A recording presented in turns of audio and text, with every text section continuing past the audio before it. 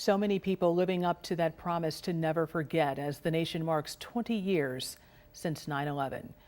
Good evening to you. I'm Claudine Ewing. Our coverage tonight begins with Channel 2's Michael Wooten. He's been in New York City, the New York City area all weekend, covering the somber ceremonies and telling the stories of Western New Yorkers impacted. Tonight, there's quite the scene in the city that never sleeps. Michael? Claudine, the tribute in light has become such a powerful and iconic symbol of remembrance. Those twin beams shooting light 4 miles into the air, visible 60 miles in all directions, and they're only lit one day a year. This caps off a day of ceremonies, big and small.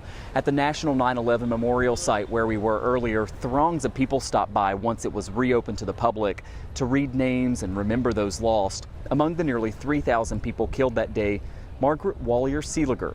She was a Buffalo girl living life in the Big Apple. Margaret worked high up in one of the towers and after helping others get to safety, didn't make it out herself.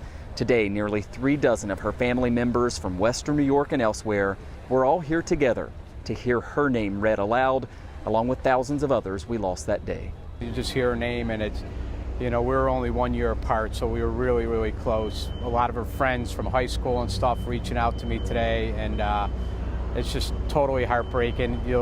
It never goes away. You hope you can kind of adapt and deal with it as years goes on, but it's just very sad. But her brother Paul and her sister Beth both told me, yes, there's sadness, but this is also a celebration of her life. So between the tears, lots of laughs, remembering the good times. You're with family, and we're just all there together, and it's just great to spend the day together and to remember Margaret.